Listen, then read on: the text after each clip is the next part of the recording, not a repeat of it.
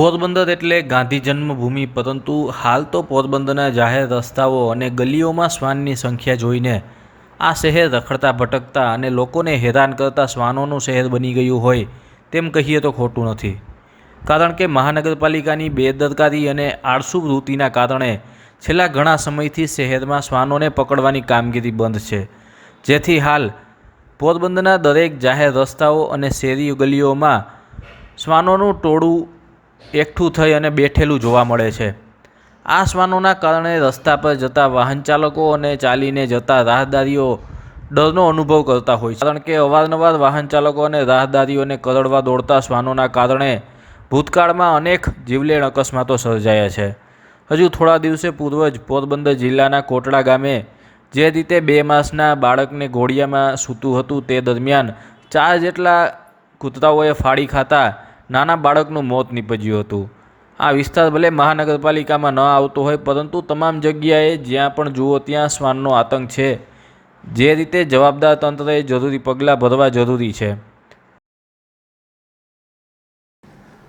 મારી પાસે જે ડેટા અવેલેબલ છે એ પ્રમાણમાં આપણે ટોટલ જે કેપેસિટી હોસ્પિટલની છે એ 330 બેડની છે, જેમાં 90% ઓક્યુપન્સી એટલે લગભગ 300 જેવી બેડ દર વખતે ફૂલ રહે છે. આ કામગીરી છેલ્લા 1 વર્ષથી ખૂબ જ વધી જવા પામેલ છે. આગળની કમ્પેરિઝનમાં જે 70% ઓક્યુપન્સી હતી એ વધીને 90 થી 95% થઈ છે. એ ઉપરાંત ઓન એન એવરેજ આપણી ઓપીડી જે છે જે 600 જેવી હતી એ વધીને 1200 જેવી પર ડેની થઈ છે. આપણે ત્યાં ડૉક્ટરની વ્યવસ્થા અને આપણે કોલેજ આવવાથી ઘણા બધા કન્સલ્ટન્ટ ને સ્પેશિયાલિસ્ટ અને ટીચિંગ ફેકલ્ટી આવેલી છે, જેથી કરીને પ્રજાને આ બધી સવલતોમાં ફાયદો થયેલ છે. એક સૌથી ચિંતાની વાત એ છે કે આપણે અહીંયા ડોગ બાઇટના કેસીસ છેલ્લા 1 વર્ષથી જે રેકોર્ડમાં છે એ ખૂબ જ વધારે છે. ઓન એન એવરેજ 500 થી 600 પર મંથ ડોગ બાઇટના કેસીસ આવે છે. નસીબજોગે અત્યાર સુધી કોઈ મૃત્યુ નથી થયેલું, પણ એ ડોગ બાઇટના જે ઇન્જેક્શન આપણે આપવા પડે છે ખૂબ જ મોંઘા હોય છે, અને એના 3-4 ડોઝ તો મિનિમમ આપણે આપવાના હોય છે. તો 4 ડોઝનો જે એવરેજ ખર્ચો છે એ ખૂબ જ વધારે છે. આ બાબતે મેં આપણા ચીફ ઓફિસરને પત્ર વ્યવહાર કરેલો છે, 2 વખત પત્ર વ્યવહાર કરેલો છે કે એના વિશે યોગ્ય પગલાં લેવા. ગઈકાલના કિસ્સામાં જેમ એ કૂતરાએ કે શ્વાને જે બાળકને ફાડી ખાધો અને એનું મૃત્યુ થયું, એ ખૂબ જ દુઃખદ છે, અને આપણે એ વિશે થોડું ગંભીરતાથી વિચારવાનું રહેશે. તો આમાં જે પણ આગળ કામ થઈ શકે કે એ લોકોનું ખસીકરણ કરવામાં આવે કે એની વસ્તી કેમ ઘટાડી શકાય, એ વિશે યોગ્ય પગલાં લે એવી મારી નમ્ર અરજ છે જવાબદાર વ્યક્તિઓ માટે.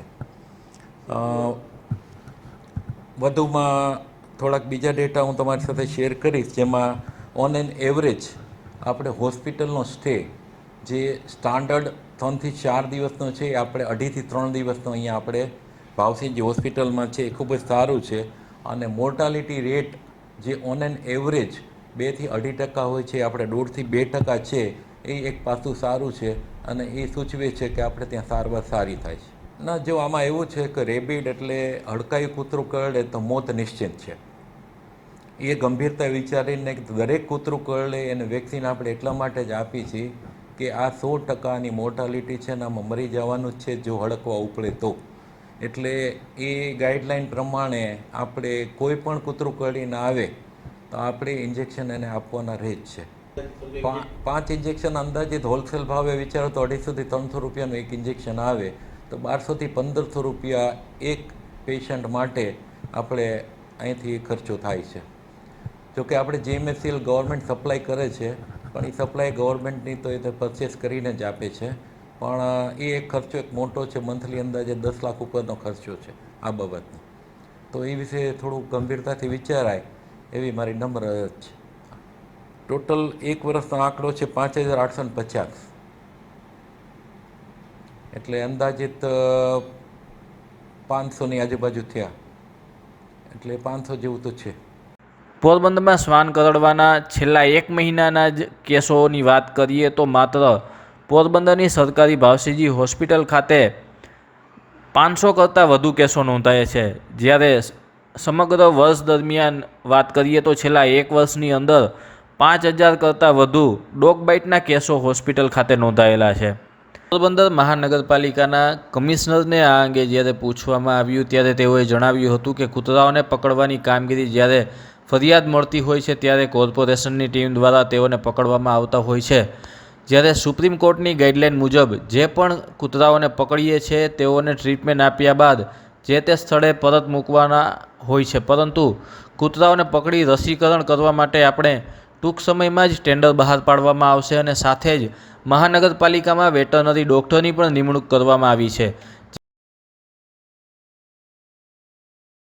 કૂતરાઓ અંગે લોકો દ્વારા જ્યારે ફરિયાદો મળતી હોય છે ત્યારે કોર્પોરેશનની ટીમ દ્વારા આવા કૂતરા પકડવાની કામગીરી કરવામાં આવતી હોય છે.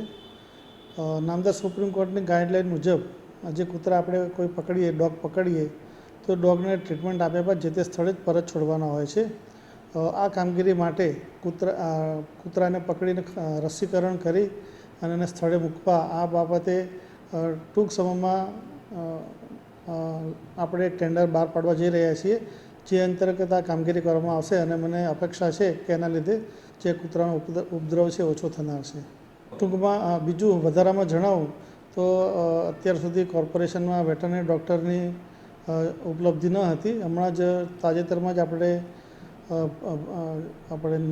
એક વેટરનરી ડૉક્ટરની નિમણૂક કરવામાં આવી છે અને અમે કામગીરી પણ ચાલુ કરી દીધેલ છે અને એના કારણે ગાયો બાબતની અને કૂતરા બાબતની કામગીરીને વેગ મળશે. એટલે એક જે કાગળ છે, જે પત્ર આવ્યો છે એમાં કૂતરા પકડવા બાબતની જે વાત છે એ અંતર્ગત મેં જણાવ્યું તે પ્રમાણે કૂતરાનો જ્યારે ઉપદ્રવની રજૂઆતો મળે ત્યારે કૂતરા પકડવાની કામગીરી કરવામાં આવે જ છે, પરંતુ હવે એક સ્ટેપ આગળ વધીને એનો જે વૈધાનિક પ્રક્રિયા છે એનું રસીકરણ કરી અને છોડવાની એની બાબતની કામગીરી પણ કરવામાં આવશે અને મેં જણાવ્યું તેમ એના બાબતના ટેન્ડર પણ આપણે ટૂંક સમયમાં લોન્ચ કરવા જઈ રહ્યા છીએ.